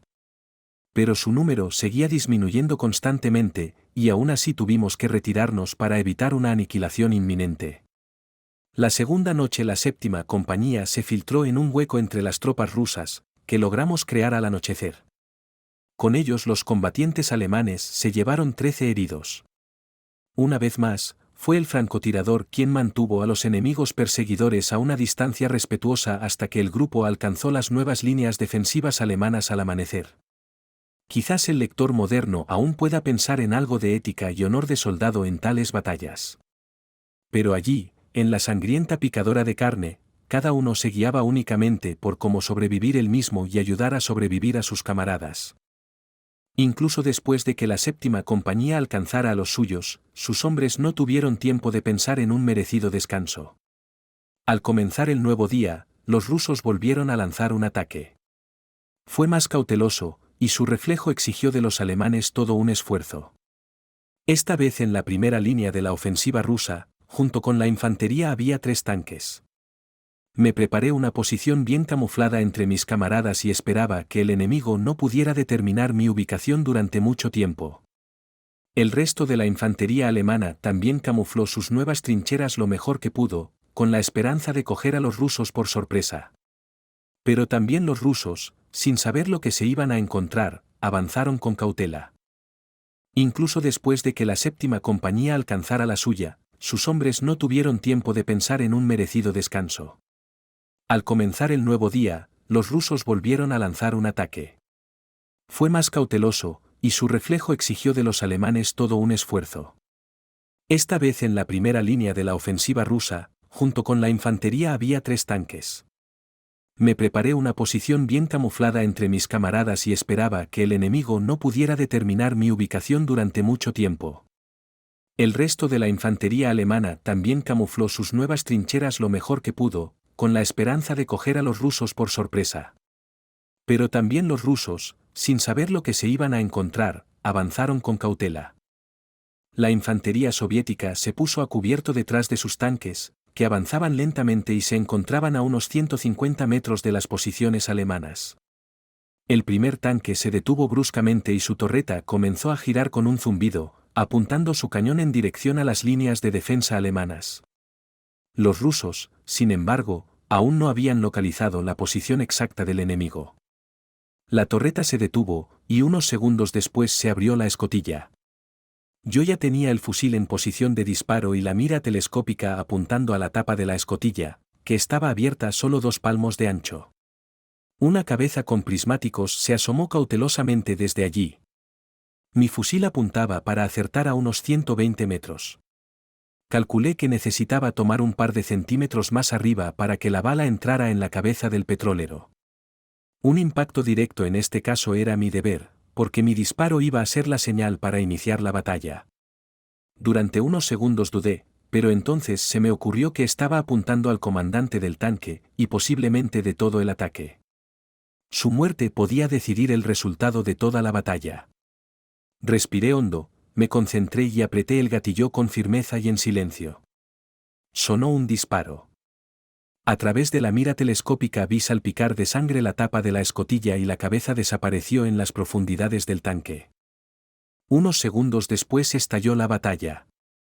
Pero los tanques no se movieron. Se limitaron a disparar en dirección a las posiciones alemanas sin causarles ningún daño. Unos minutos más tarde rugieron sus motores y los 3 colosos de acero se retiraron. Mi suposición era probablemente correcta. El ataque ruso había quedado evidentemente sin guía, y cuando 1 hora más tarde el enemigo intentó atacar de nuevo las posiciones alemanas, sus acciones carecieron de la presión y la determinación necesarias. Un solo disparo, efectuado tras una cuidadosa puntería, desmoralizó al enemigo, y bien pudo haber sido esto lo que permitió a los fusileros alemanes resistir. El 20 de septiembre, la ofensiva rusa se detuvo. El frente alemán, cuya longitud para entonces se había reducido, no era lo suficientemente fuerte, pero gracias a la alta moral de la tercera división de montaña se impidió la irrupción soviética. Sin embargo, al hacerlo, El 144º Regimiento de Infantería de Montaña perdió a más de la mitad de sus soldados. Los soldados supervivientes estaban agotados, sucios, llenos de piojos, heridos y enfermos. En sus rostros aparecían profundas huellas de las pruebas inhumanas que habían soportado. La maquinaria de propaganda fascista lo llamó cínicamente la apariencia heroica de los soldados del Frente Oriental, forjada en el fuego de la batalla. Sorprendentemente, yo no tenía ni un rasguño. Solo me acosaban los piojos y la diarrea, consecuencia del hecho de que yo, como muchos de mis camaradas, durante muchos días comimos sobre todo pepinillos que encontrábamos en las casas abandonadas de los pueblos. La división aprovechó el respiro temporal en los combates para reforzar la nueva línea de defensa, Botan-Stellung. En el nuevo emplazamiento, los soldados de la Wehrmacht sentían una sensación especial, como si estuvieran en casa, ya que esta zona había sido habitada recientemente por alemanes del Volga, que habían sido enviados aquí por los rusos muchos años antes. Y aquí, entre los pulcros pueblecitos y pequeñas ciudades con nombres como Heidelberg, Tiefenbrunn y Rosenberg, donde todas las casas están limpias y ordenadas y las alacenas están llenas de cerámica y todo parece como si sus dueños fueran a regresar en cualquier momento, tuvieron que construir fortificaciones de campaña, sabiendo que en pocos días o tal vez semanas les azotaría la tormenta de la guerra. Lo que estaba ocurriendo empezó a parecerles a muchos un mal presagio. En las almas de los soldados se instaló la extraña premonición de que una amenaza similar se cernía sobre sus propios hogares. Mientras el Ejército Rojo se preparaba para una nueva ofensiva, el 144º Regimiento de Infantería de Montaña recibió una modesta reposición completamente inapropiada de soldados que regresaban de vacaciones o del hospital. La cantidad de armas y municiones que recibieron tampoco se ajustaba a las expectativas. Las tareas más importantes consistían en asegurarse de que todo el sector ocupado por el regimiento estaba limpio de enemigos, predecir con exactitud dónde lanzaría el enemigo un nuevo ataque y distribuir inteligentemente sus propias fuerzas, muy limitadas. También era importante engañar al enemigo en cuanto a la fuerza de las fuerzas alemanas enviando patrullas de tamaño considerable. En las primeras horas de la mañana y por la noche me escabullía fuera de las posiciones alemanas para desanimar y confundir a los despreocupados soldados de las patrullas rusas, reduciendo su número con inesperados disparos de precisión y haciendo huir a sus propias posiciones a los despojados combatientes soviéticos supervivientes. No se esperaba que las patrullas se encontraran con un francotirador solitario a tal distancia de las líneas de defensa, y en tales encuentros los disparos del francotirador caían sobre las patrullas de ambos bandos como un trueno. Por eso a menudo conseguía matar a varios soldados de patrulla antes de que pudieran encontrar cobertura o retirarse a una distancia segura. A primera hora de una hermosa mañana de finales de septiembre, me encontraba bien camuflado en la cima de una pequeña colina cubierta de árboles. Estaba observando las posiciones de la artillería rusa, que se encontraban a 1 kilómetro de distancia, cuando una patrulla rusa apareció justo delante de mí a una distancia de unos 150 metros. Dirigida por un teniente muy joven, el grupo marchaba en fila india. Los soldados caminaban demasiado cerca unos de otros, con la despreocupación escrita en sus rostros. Manteniendo la compostura, coloco mi fusil en posición de tiro con mucho cuidado para no delatar mi posición. Me sorprendió ver una actuación tan inexperta por parte de la patrulla. Como siempre, lo primero que hice fue captar al oficial con la mira telescópica, y se me cortó la respiración, pues por su vestimenta pude adivinar que de alguna manera era un miembro de la élite política rusa. Parecía muy inusual, pero el comandante ruso llevaba un uniforme de corte especial de tela de la mejor calidad y unas excelentes botas del mejor cuero. Mientras miraba atónito y mantenía el dedo en el gatillo, vi que el teniente había tropezado con la raíz de un árbol. Relajando el dedo, vi cómo el ruso se levantaba y sacaba de su bolsillo un pañuelo blanco bordado para limpiarse las manos y el uniforme. Yo, que había vivido entre la inmundicia, el hedor, los piojos y la brutal lucha diaria por la supervivencia, tenía sentimientos encontrados ante lo que estaba ocurriendo. Me parecía absurdo y al mismo tiempo me hacía añorar una época de paz. Pero la guerra no deja lugar al sentimentalismo. Al salvar a esta patrulla, me estaba poniendo a mí mismo y a mis camaradas en peligro inmediato. Mirando a través de la mira telescópica al teniente que se sacudía cuidadosamente el pañuelo, lo doblaba y se lo volvía a meter en el bolsillo, capté el bolsillo derecho del pecho del oficial en el punto de mira de mi visor. Lo que estaba ocurriendo empezaba a parecerse a algún tipo de acto místico. El asesinato que se avecinaba se estaba convirtiendo en un ritual, lleno de la poesía de la inevitable fugacidad de la existencia, y como salido del código samurái japonés Bushido, con increíble facilidad sentí que había llegado el momento decisivo. Me concentré, y sonriendo para mis adentros, apreté el gatillo. El sonido del disparo rompió el silencio del amanecer, y el joven oficial se quedó mirando el agujero de su pecho del que brotaba una pequeña fuente de sangre, conmocionado y sin creerse aún lo que había sucedido. Mientras sus soldados, gritando a voz en grito, se dispersaban en distintas direcciones, el teniente cayó de rodillas sin hacer ruido y se desplomó entre los arbustos, mirando al cielo con sus ojos ya vacíos. Después de que 2 de sus hombres pagaran con su vida el intento de recuperar el cadáver de su comandante, los demás no se aventuraron a salir de sus escondites y se retiraron sin identificar mi posición. Pero yo sabía que mi propio escondite ya no era seguro, como un fantasma, desaparecí rápidamente entre la maleza. Durante mis viajes diarios de reconocimiento a larga distancia y de caza con francotirador a las posiciones enemigas, vi que el número de tropas enemigas aumentaba constantemente.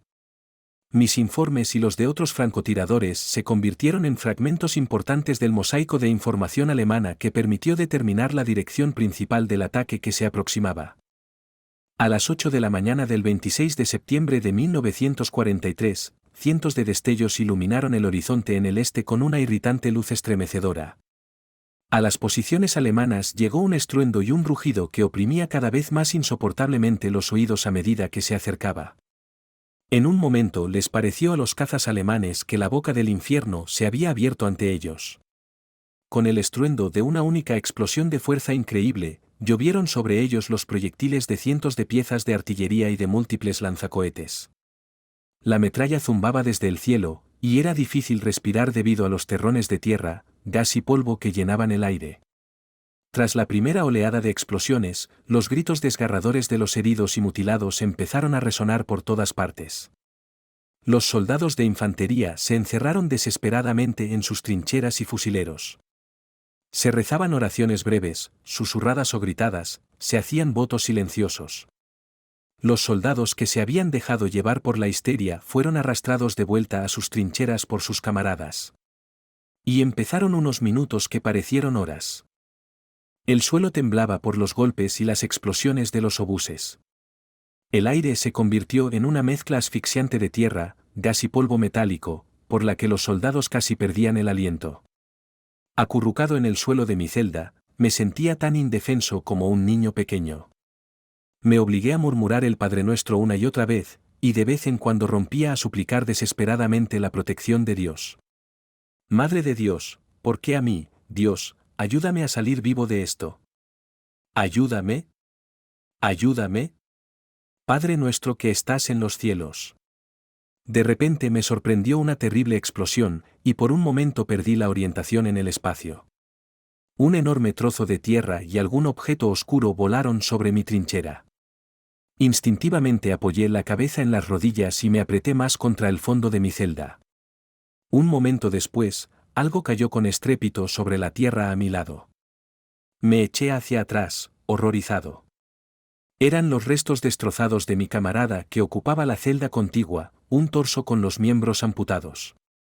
La metralla le había convertido el pecho, el cuello y la cara en un tembloroso amasijo sanguinolento. Pero su boca, sorprendentemente ilesa, empezó de repente a emitir gemidos guturales y a hablar como si viniera de otro mundo. ¿Qué me pasa? ¿Qué me ha pasado? ¿Por qué ha oscurecido tan de repente? ¿Por qué no siento mi cuerpo? Los muñones destrozados de sus brazos y piernas, arrancados a la altura de las caderas, se retorcían impotentes. Ayudadme, ayudadme, por favor. Las palabras de su súplica salieron con un extraño gorgoteo. El pánico se apoderó de mí. Al borde de la histeria, me apreté contra la pared de la trinchera para no tocar el cuerpo destrozado. Paralizado, incapaz de moverme, no podía apartar los ojos del moribundo, que gritaba estridentemente. Estoy ciego, ciego, ¿Dónde están mis manos? Convulsivamente crispado, El torso empezó a retorcerse en el barro. Creí que iba a perder la cabeza. De repente, empecé a temblar. Empecé a gritar mentalmente: Dios, que se muera. Maldita sea, que se muera. ¿Por qué no se muere? Mi camarada, herido de muerte, gritaba cada vez más fuerte, y finalmente, con un aullido salvaje de ¡ah! Los muñones destrozados de su torso se sacudieron convulsivamente por última vez y callaron para siempre. Como hipnotizado, no pude apartar los ojos del cuerpo ensangrentado durante los pocos minutos en que traté de calmarme. A mi alrededor caían proyectiles disparados desde tanques y morteros pesados, pero no me di cuenta. Había pasado media hora desde que comenzó la preparación de la artillería rusa, una eternidad para los cazas alemanes, y todo había terminado. La infantería soviética pasó al ataque. Se oía el creciente estruendo de las orugas de los tanques rusos que se acercaban, mezclándose con los gritos de la infantería que avanzaba. Los artilleros alemanes tardaron solo unos segundos en recobrar el conocimiento. Los médicos empezaron a atender a los heridos graves, y los soldados de la Wehrmacht heridos leves y los que quedaban ilesos levantaron sus armas por encima de los bordes de las trincheras y empezaron a devolver el fuego ruso. Yo estaba casi extasiado ante esta oportunidad de liberar la tensión. Enfurecido y sin pensar en el peligro, me lancé a la batalla para dejar de volverme loco. Era como si me liberara de la pesadilla que había vivido. La hora del francotirador había llegado de nuevo. Disparo tras disparo con precisión asesina, mis balas encontraron su objetivo en las filas del enemigo. El fragor de la batalla se volvió simplemente salvaje. En la línea del frente los combatientes rusos se mezclaban con los alemanes. El cañón de mi fusil se calentó tanto que la grasa que protegía el arma de la oxidación entre el cañón y la culata empezó a derretirse y a correr por mis dedos. Los proyectiles estallaron a mi alrededor y la metralla cortó el aire con un aullido. Instintivamente cambié de posición, y saltando de una trinchera a otra, recogí rápidamente la munición de los rusos muertos. También tuve que tener cuidado de que no me separaran de mi unidad. La conexión entre esta ofensiva rusa y su avance en la parte baja del Dnieper no estaba clara para el soldado alemán ordinario. Para mí, toda la situación estratégica se reducía a una simple lucha por la supervivencia. La batalla duró 8 días, durante los cuales la defensa de las posiciones y los contraataques se sucedían constantemente. Las compañías y regimientos alemanes perdían efectivos sin cesar, pero no se reponían. En los puestos de primeros auxilios las operaciones se sucedían día y noche, y corrientes interminables de médicos vertían cubos de tejido humano y miembros amputados en los fosos de basura situados detrás de las tiendas de operaciones. Cientos de soldados gemían y gritaban mientras esperaban atención médica. Muchos de ellos murieron porque los médicos no tuvieron tiempo de ocuparse de los desesperados. Algunos tuvieron la suerte de encontrar la muerte sedados con morfina, pero la mayoría murieron solos y en agonía. Muchos heridos graves que no tenían esperanzas de recuperación fueron asesinados en el mismo campo de batalla por sus camaradas. Y esto se consideraba una suerte, ya que de lo contrario corrían el riesgo de ser encontrados por el enemigo. El maltrato a los heridos era otra característica del día a día militar. Había llegado de nuevo la hora del francotirador. Disparo tras disparo con precisión asesina, mis balas encontraban su objetivo en las filas del enemigo. El fragor de la batalla se volvió simplemente salvaje. En la línea del frente los combatientes rusos se mezclaban con los alemanes. El cañón de mi fusil se calentó tanto que la grasa que protegía el arma de la oxidación entre el cañón y la culata empezó a derretirse y a correr por mis dedos. Los proyectiles estallaron a mi alrededor y la metralla cortó el aire con un aullido. Instintivamente cambié de posición, y saltando de una trinchera a otra, recogí rápidamente la munición de los rusos muertos. También tuve que tener cuidado de que no me separaran de mi unidad. La conexión entre esta ofensiva rusa y su avance en la parte baja del Dnieper no estaba clara para el soldado alemán ordinario. Para mí, toda la situación estratégica se reducía a una simple lucha por la supervivencia. La batalla duró 8 días, durante los cuales la defensa de las posiciones y los contraataques se sucedían constantemente.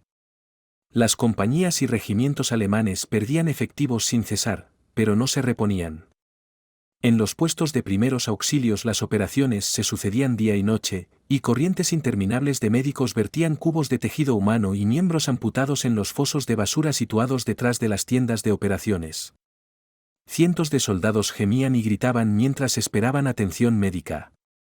Muchos de ellos murieron porque los médicos no tuvieron tiempo de ocuparse de los desesperados.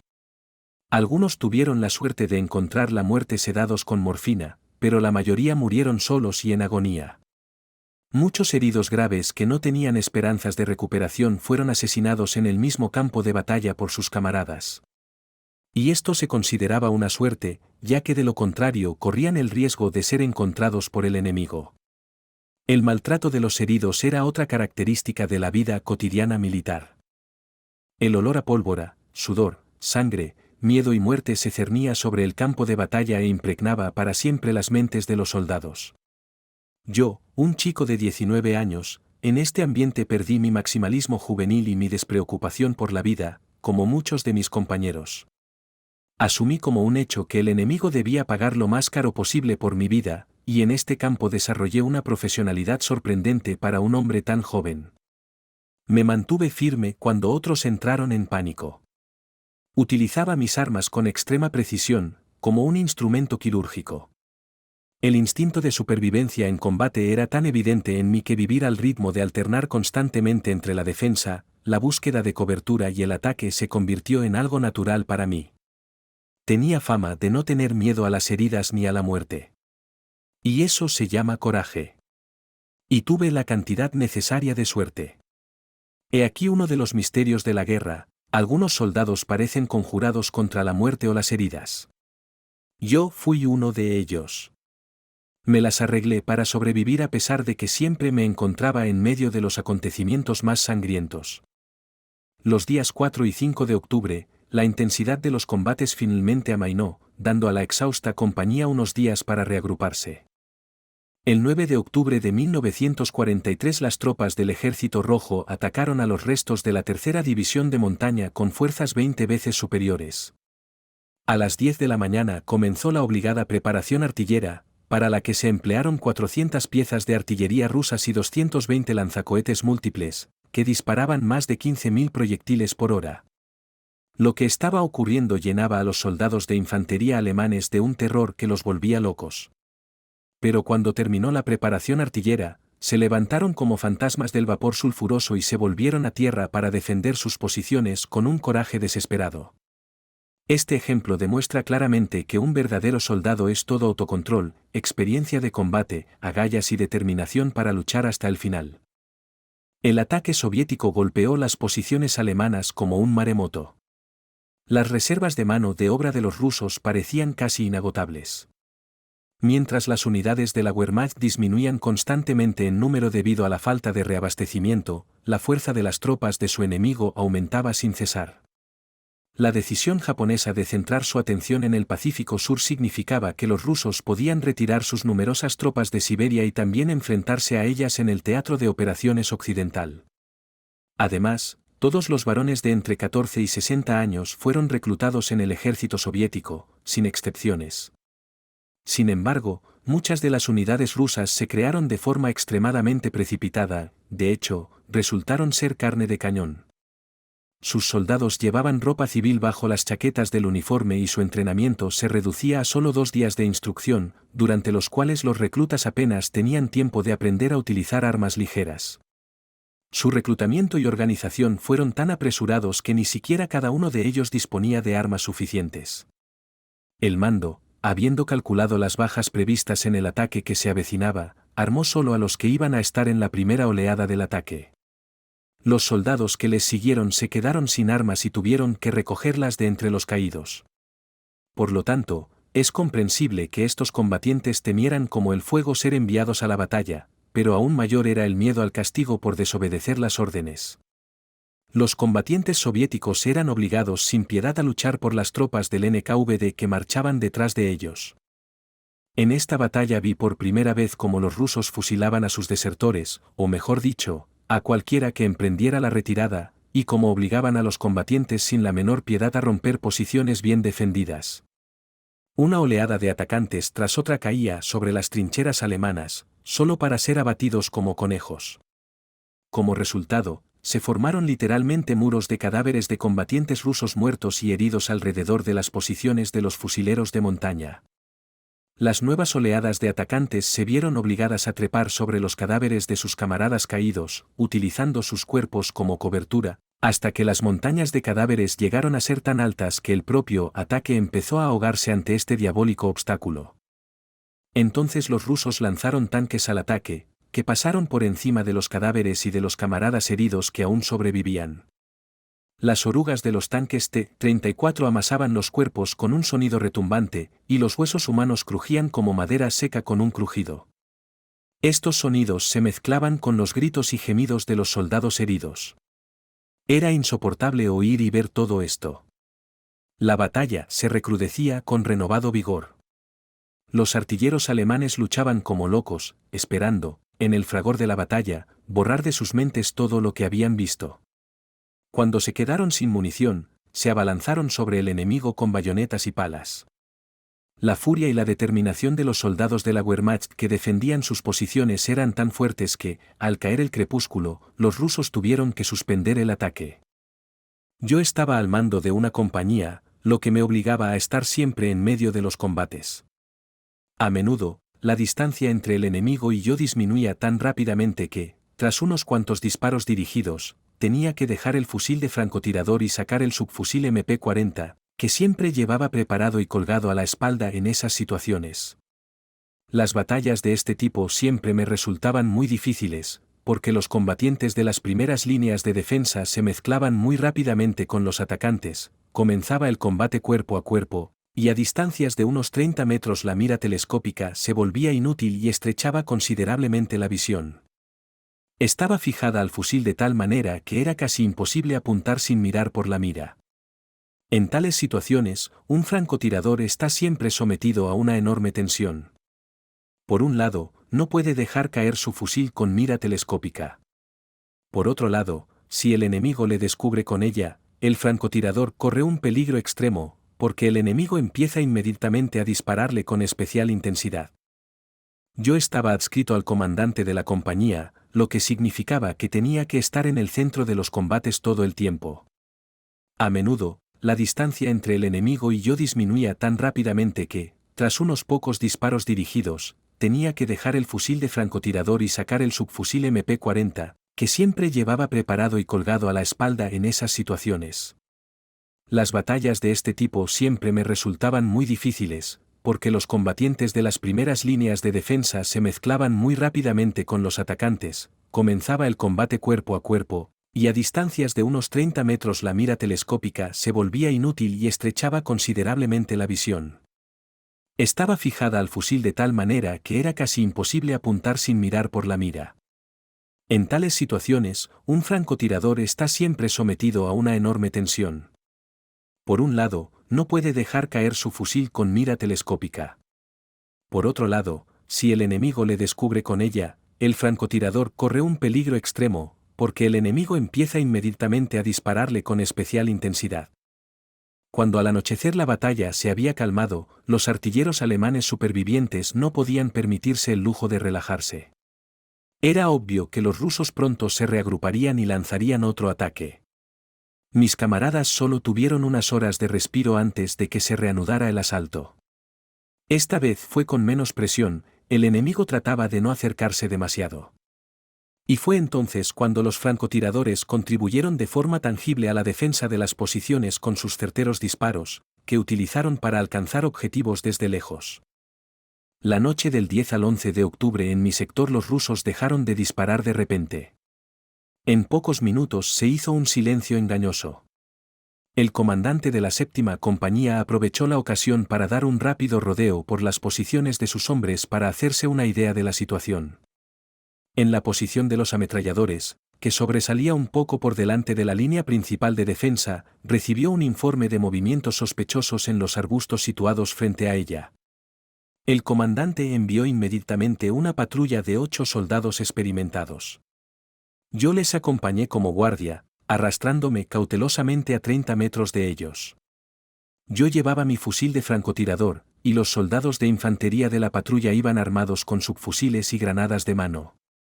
Se arrastraron por la hierba que les llegaba hasta las rodillas hasta el lugar indicado por los ametralladores, con los nervios a flor de piel. Al avanzar unos 300 metros, oímos voces apagadas. A la señal del comandante de la patrulla, tomé una posición bien camuflada detrás de unos arbustos cercanos, preparé mi fusil en posición de tiro y empecé a observar el terreno a través de la mira telescópica. Justo delante de mí, a una distancia de 80 metros, vi la suave pendiente de un profundo barranco. La patrulla se acercó a su borde. El comandante de la patrulla se asomó cautelosamente al barranco y vio un destacamento ruso de unos 100 soldados, formado por ancianos y adolescentes, sentados en el suelo bastante juntos, hablando y fumando, intentando superar el miedo y no pensar en su peligrosa situación. Los dirigía un oficial evidentemente inexperto. El comandante de la patrulla se arrastró hacia atrás e hizo un gesto a sus hombres para explicarles la situación. Uno de ellos se arrastró hasta mí y me dijo que ellos, a pesar de la superioridad numérica del enemigo, querían intentar llevar a cabo un ataque sorpresa en cuanto empezara a amanecer. Los cazas alemanes esperaban que los rusos, cogidos por sorpresa, huyeran instintivamente y se precipitaran hacia la suave pendiente del barranco, donde podría dispararles. 2 horas más tarde, los primeros pálidos rayos de la mañana brillaban en el horizonte. Muchos de los rusos dormían ya, sus centinelas luchaban contra la fatiga y parecían distraídos. A la señal del comandante de la patrulla, cada caza alemán sacó 3 granadas de mano y las activó. Como surgidas de la nada, 24 granadas estallaron entre los desprevenidos rusos. En el mismo momento cundió el pánico entre ellos. Comenzaron a dispersarse en todas direcciones, disparando salvajemente y golpeándose unos a otros. Los heridos empezaron a gritar de terror. Una patrulla alemana situada por encima del barranco abrió fuego contra la confusa multitud con sus metralletas. Exactamente como esperaban los artilleros de montaña, los rusos se precipitaron por la suave pendiente del barranco directamente al alcance de mi fuego. Siguiendo las implacables leyes de la guerra, hice lo que tenía que hacer. Mis acciones fueron casi automáticas. Apunté al centro del torso y apreté el gatillo. Apunté con rapidez y disparé una y otra vez. Una bala tras otra encontró su objetivo con extrema precisión. En unos instantes 5 rusos yacían en la hierba con heridas mortales, los demás estaban aturdidos. Volví a cargar mi fusil y pronto murieron otros 5. Los combatientes soviéticos, empujándose unos a otros, corrían hacia atrás solo para ser destruidos por las balas y granadas de la patrulla. Esto duró unos minutos más, y la carnicería terminó. Los cadáveres y los heridos, los gritos y los moribundos rusos yacían por todas partes. Sin hacer ruido, la patrulla y yo, como fantasmas, desaparecimos en la penumbra del amanecer. No teníamos ni un rasguño. Nuestro audaz ataque dio a nuestra compañía unas horas más de respiro. Pero al mediodía cayó sobre nosotros un nuevo y feroz ataque ruso. De nuevo los artilleros alemanes lograron resistir hasta la noche, luchando con el valor de la desesperación. Al oscurecer cesó el ataque. Poco antes de medianoche nos enteramos de que en otro lugar los rusos habían roto el frente y se estaban reagrupando para penetrar aún más en las profundidades de las posiciones alemanas. Para mí y mis camaradas esto significó un respiro temporal de los ataques a nuestra sección. A esas alturas nuestras pérdidas ya eran tan grandes que no habríamos sobrevivido a otro día de la misma embestida soviética. Para los combatientes, agotados por el hambre, las heridas y las enfermedades, este respiro era vital. Durante largos días solo comimos pepinillos y manzanas que encontrábamos en las cabañas rusas. Incluso los que poseían los estómagos más fuertes sufrían los efectos producidos por esta mezcla malsana. Todo el mundo tenía diarrea. Al mismo tiempo, como no había oportunidad de ir al baño durante la batalla, y los soldados de infantería tampoco tenían ropa interior de recambio, cada liberación de gases se convertía en un riesgo. Así, en los pantalones de algunos soldados alemanes a veces se representaban dramas enteros. En calzoncillos sucios, los combatientes malolientes pero unidos empezaron a reorganizar sus posiciones. Nuestro descanso apenas duró una semana. Durante él pudimos recuperar el aliento, dormir, practicar la higiene personal y reponer fuerzas con una alimentación normal. En particular, no se puede restar importancia a la higiene personal. La Wehrmacht tenía buenas razones para vigilar la condición física de sus soldados. Durante el entrenamiento y en los barracones, una parte integral del examen de los soldados era la revisión genital. El capitán médico, junto con algunos ordenanzas, visitaba por sorpresa una compañía, y todos sus hombres se reunían en una sala, se desnudaban y se ponían en fila. El médico les examinaba los genitales, buscando en ellos los primeros signos de enfermedades venéreas, inflamaciones y micosis fruto de una higiene personal deficiente. Un pene sucio se castigaba con medidas disciplinarias, por lo que muchos de los soldados, al enterarse de que habían sido llamados para un examen médico, se apresuraban inmediatamente a arreglarse el pene con un pañuelo. Nuestro descanso apenas duró una semana. Durante ese tiempo pudimos recuperar el aliento, dormir, practicar la higiene personal y reponer fuerzas comiendo alimentos normales. En particular, no se puede restar importancia a la higiene personal. La Wehrmacht tenía buenas razones para vigilar la condición física de sus soldados. Durante el entrenamiento y en los barracones, una parte integral del examen de los soldados era la revisión genital. El capitán médico, junto con algunos ordenanzas, visitaba por sorpresa una compañía, y todos sus hombres se reunían en una sala, se desnudaban y se ponían en fila. El médico les examinaba los genitales, buscando en ellos los primeros signos de enfermedades venéreas, inflamaciones y micosis fruto de una higiene personal deficiente. Un pene sucio se castigaba con medidas disciplinarias, por lo que muchos combatientes se apresuraban a limpiarse el pene con un pañuelo cuando oían que los iban a llamar para un reconocimiento médico. Para los soldados a los que les resultaba imposible mantener su cuerpo limpio durante los continuos combates, era muy importante practicar la higiene personal en cada oportunidad. No hacerlo podía causar muchas dolencias y, más tarde, enfermedades graves. Micosis, sarna, piojos y forúnculos formaban parte de la existencia de un soldado. Los soldados aprovechaban cualquier oportunidad para lavar su ropa y deshacerse de los piojos. Se convirtió casi en un ritual que los soldados de infantería alemanes se inspeccionaran unos a otros y sus ropas en busca de piojos y otros parásitos. De 2 en 2 o de 3 en 3, se reunían alrededor de una vela suspendida de un alambre, colocada en una tapa de hojalata de una caja de betún. La vela calentaba la tapa de hojalata y arrojaban a ella todos los parásitos que encontraban, que morían con un silbido bajo para regocijo de los marines. Pocos días después, durante los cuales el regimiento solo pudo restablecer parcialmente sus defensas, los fusileros alemanes volvieron a ser atacados con toda su fuerza por una nueva ofensiva rusa.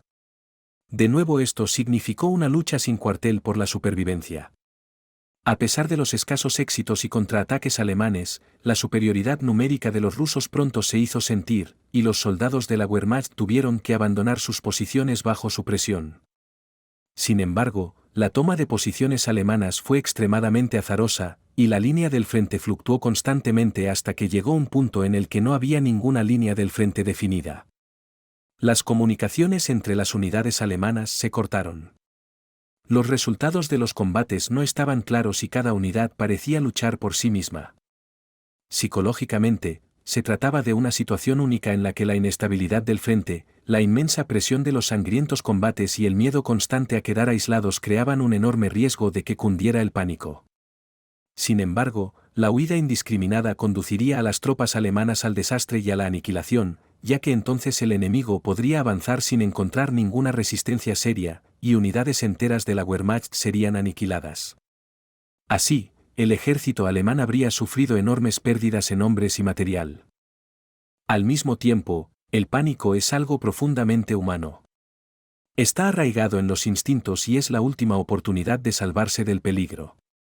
Pero, al mismo tiempo, el pánico significa el rechazo de la resistencia organizada y unida, de hecho, pone fin a la existencia de una unidad militar como tal. Y si el pánico se apodera del grueso de los combatientes, es imposible detenerlo. En este caso, hace falta una voluntad casi sobrehumana para mantenerse firme y controlar el impulso de huir. Ahora, tras 2 días de incesantes combates, culminados en combates cuerpo a cuerpo con palas y culatas de fusil, aparecieron los primeros signos de pánico entre los artilleros de montaña. Algunos soldados pensaron en huir del frente y otros, presas de la desesperación, lo hicieron. En cuanto empezó a cundir el pánico, los oficiales y suboficiales empezaron a luchar denodadamente contra él, dando con sus propias acciones brillantes ejemplos de valor y voluntad de lucha. Solo podían evitar la desintegración de su unidad liderando desde la primera línea y luchando hombro con sus hombres. En la tercera división de montaña, este estilo de liderazgo formaba parte de su carácter combativo, y aseguró su supervivencia como formación cohesionada hasta el último día de la guerra. Pero volvamos a mí. En medio de la carnicería, observé, hipnotizado por el horror de lo que estaba ocurriendo, como dos rusos saltaban a una trinchera cercana donde se encontraban en ese momento varios de mis camaradas. Los artilleros alemanes parecían paralizados por el miedo. Sin embargo, uno de ellos se abalanzó instintivamente con una pala en las manos sobre uno de los rusos y le abrió la cara. El otro ruso, sin embargo, era magistral con la bayoneta. Con una fluidez de movimientos felina, rechazó todos los ataques de los 6 soldados alemanes restantes. Yo estaba ansioso por ayudar a mis camaradas, buscando en vano una oportunidad para disparar con precisión a la maraña de combatientes que luchaban cuerpo a cuerpo. Solo podía ver cómo uno a uno mis compañeros eran apuñalados hasta la muerte. Parecía como si el propio destino los hubiera dejado en manos de la destreza y despiadada determinación del ruso. En lugar de abalanzarse sobre él todos a la vez, mis compañeros se dejaron rematar uno a uno. Actuaron como si hubieran perdido la esperanza de sobrevivir. Y así continuó hasta que el ruso derribó al último artillero y se lanzó a matarlo, pero yo logré detener al soldado soviético con un certero disparo. El combatiente alemán superviviente, que no terminaba de creer en la realidad de lo que estaba ocurriendo, levantó la vista cuando, justo delante de él, una bala destrozó la cara del enemigo. Fragmentos de hueso y trozos de tejido salpicaron a mi camarada, su cara y su uniforme. En ese momento le volvieron las ganas de vivir, despertadas por el inesperado rescate. Saltando fuera de la trinchera, el artillero alemán se arrastró hacia mí. Este episodio reflejaba claramente una de las cualidades interiores necesarias para un francotirador. En mucha mayor medida que la capacidad de disparar con precisión, necesita el don especial del autocontrol, que le permite reaccionar a tiempo y actuar con automatismo incluso en situaciones que parecen desesperadas. Aunque la capacidad de encontrar un objetivo y dispararle con precisión pueda parecer parte integrante de la destreza de un francotirador, la habilidad para manejar un arma con la misma competencia durante el combate de infantería es mucho más importante. Los francotiradores que la poseían siempre demostraron ser mejores combatientes que los soldados que solo estaban bien entrenados en los aspectos técnicos y teóricos de su oficio. Los jóvenes francotiradores que eran llevados al frente inmediatamente después de su entrenamiento y carecían de experiencia siempre conseguían disparar solo unos 15 o 20 tiros antes de convertirse en el blanco del intenso fuego enemigo. Sus errores más fatales eran la torpe elección de la posición, que no permitía una salida rápida y discreta, la falta de voluntad para evitar el fuego enemigo y disparar demasiado tiempo desde una misma posición.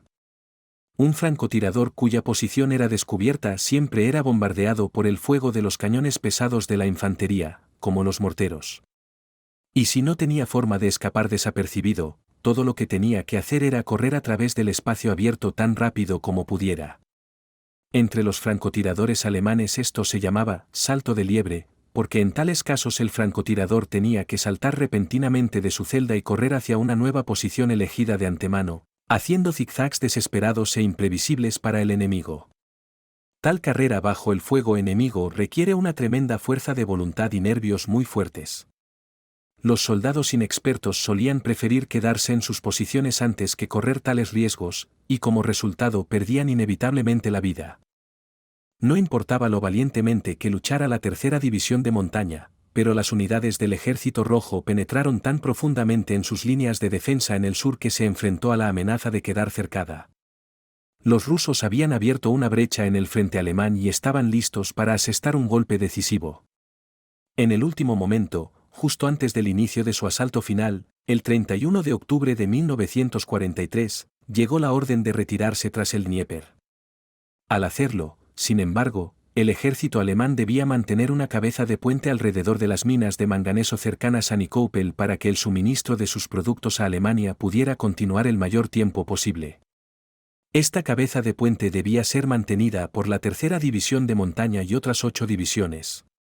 Todas estaban agotadas y reducidas a una cuarta parte de sus efectivos habituales. Solo disponían de 3 semanas para preparar sus posiciones y organizar sus defensas. Las divisiones recibieron un escaso suministro que incluía, entre otras cosas, nuevos uniformes de invierno. Se trataba de trajes de algodón de doble cara con un grueso forro de baik, que consistían en una chaqueta superior de doble botonadura y pantalones superiores. Una cara de los trajes era blanca para su uso en condiciones invernales y la otra de camuflaje para otras estaciones. Sin embargo, el entusiasmo inicial de los soldados que recibieron estas prendas de abrigo se desvaneció rápidamente. El fino tejido del exterior de los trajes se rasgaba rápidamente, y el forro empezaba a absorber la humedad, tras lo cual los uniformes no solo se volvían pesados, sino que también dejaban de proteger del frío. En tiempo de heladas, el forro húmedo incluso se congelaba. Lo mismo ocurría con las nuevas botas de cuero y fieltro. Pronto los soldados de infantería se enfrentaron a otro problema. El material del que estaba hecho el forro resultó ser un hábitat casi ideal para los piojos, que se escondían en el de la persecución de sus amos. Durante el invierno, los trajes se llenaron tanto de piojos que al comienzo de la primavera se lavaron con ellos. No solo eso, los fusileros alemanes pronto descubrieron que los trajes solo podían usarse con frío, seco, e incluso entonces, cuando no tenían que moverse demasiado. La cuestión es que los trajes se llevaban sobre los uniformes de campaña, y cuando los soldados sudaban, el sudor no podía secarse rápidamente en el grueso tejido. Como resultado, el número de resfriados y casos de gripe aumentó drásticamente. No es de extrañar que, cuando la división emprendió la retirada al final de la ola de frío, toda su ruta estuviera marcada por cientos de trajes de invierno desechados. Tales fueron los rastros que la tercera división de montaña dejó para el resto de la guerra. Los soldados de infantería se convencieron por amarga experiencia de que la ropa interior gruesa, las capas y los impermeables eran mucho más fiables que esos trajes de invierno. En la primavera de 1944 conseguí convencer al sastre del regimiento para que me hiciera una camisa de camuflaje, que me sirvió de forma fiable durante mucho tiempo. Del mismo modo, conseguí un traje blanco ligero para camuflarme en la nieve, que se podía enrollar de modo que ocupaba muy poco espacio y era fácil de transportar. La fina tela de algodón de este traje no limitaba los movimientos del francotirador, ni siquiera cuando se mojaba. Además, al igual que la camisa de camuflaje, se secaba muy rápidamente. Durante un tiempo, los combates se redujeron a patrullas y salidas de francotirador. Yo salía a cazar todos los días para crear una atmósfera de inquietud en las trincheras rusas. Para ello adapté un tanque que había sido derribado y se encontraba en terreno neutral entre las posiciones rusas y alemanas. Me metí debajo de él antes del amanecer, y mientras estaba bajo su protección durante el día, vi las posiciones rusas y disparé contra ellas a través del hueco entre las orugas del tanque. Inusualmente, utilicé esta cobertura durante 4 días, durante los cuales aumenté mi puntuación de francotirador en 5 impactos. Me sentía perfectamente seguro en mi posición bajo el coloso de acero, ya que los rusos no tenían cañones pesados, y yo rompía conscientemente la ley de hierro de los francotiradores, no permanecer demasiado tiempo en el mismo sitio. Pero los rusos pronto se volvieron increíblemente cautelosos, y me resultó difícil encontrar un objetivo. Entonces, al 5.º día, decidí llevar conmigo a un observador. La elección recayó en Balduin Moser, un tirolés con el que había entablado amistad unas semanas antes. Mientras nos dirigíamos antes del amanecer hacia el tanque hundido, no teníamos ni idea de la pesadilla que íbamos a soportar en las horas siguientes. Ninguno de los dos sentía la proximidad de la terrible muerte que el destino tenía reservada para el observador. Yo confiaba en la seguridad de mi posición, aunque había disparado desde ella muchas veces. Los soviéticos aún no tenían artillería en esta sección del frente, y el blindaje de un tanque de impacto podía proteger de todo lo demás. O mejor dicho, de casi todo. No sospechaba que me esperaba un peligro mucho mayor, un francotirador ruso que conocía su oficio tan bien como yo.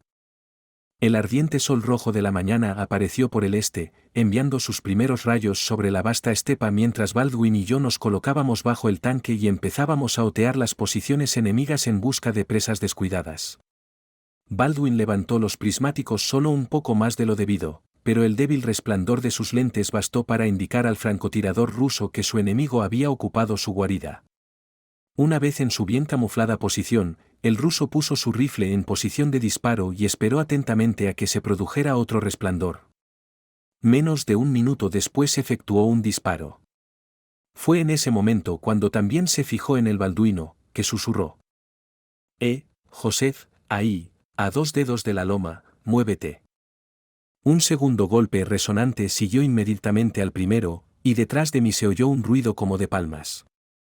Sangre y trozos de tela me salpicaron el lado izquierdo de la cara. Me volví hacia Baldwin y vi la monstruosa mueca de su rostro. La bala de un francotirador ruso había rebotado en los prismáticos del observador y le había desgarrado la boca, arrancándole los labios, los dientes, la barbilla y media lengua. Baldwin me miró con ojos de pánico, su boca desgarrada gorgoteaba con un extraño gorgoteo de sangre espumosa. Inmediatamente me metí bajo el tanque, arrastrando a Balduino por las piernas detrás de mí. Era imposible abandonar la posición antes del anochecer, pues eso significaría una muerte segura a manos de un francotirador enemigo. Así que estábamos condenados a esperar. Me sentía impotente y no podía ayudar a mi compañero malherido. Ni las vendas ni los vendajes de presión podían ayudar. La única esperanza de salvación de Baldwin era la asistencia rápida y cualificada de médicos profesionales. Pero, ¿dónde encontrarlos? Lo único que podía hacer era ver cómo el fragmento de lengua de mi amigo se hinchaba hasta alcanzar el tamaño de una pelota infantil, cerrándole poco a poco las vías respiratorias. Intenté presionar la lengua de Balduino contra el borde de su boca, pero eso le provocó náuseas y le dejó aún menos aire. Solo podía salvarse metiéndole la lengua en una especie de cilindro o cortándosela. Y a mí no me quedaba más remedio que contemplar la inútil lucha por la vida de mi camarada. Sobre el relato de combate del autor de este libro 257 vidas de soldados soviéticos. Estas son las memorias de uno de los mejores Scharfschütze, francotiradores, Wehrmacht. Se trata de las revelaciones cínicas de un profesional despiadado sobre la terrible crueldad de la guerra en el frente oriental, en la que no había lugar ni para la caballerosidad ni para la compasión. En julio de 1943, el joven ametrallador Josef Oyerberg fue herido cerca de Vorosilovsky. En el hospital, decidió experimentar con un fusil de francotirador ruso que cayó casualmente en sus manos. Unos meses más tarde regresó a su regimiento como tirador entrenado y cambió para siempre su especialidad militar. En los días en que los nazis tenían que retroceder continuamente bajo los golpes del Ejército Rojo, Oyerberg se convirtió en uno de los francotiradores alemanes de más éxito. Astuto y despiadado, poseedor de una resistencia inhumana y una habilidad animal para desenvolverse en el campo de batalla, sobrevivió a las batallas más terribles del frente oriental, pero pagó un precio monstruoso por su supervivencia, convirtiéndose en un completo asesino.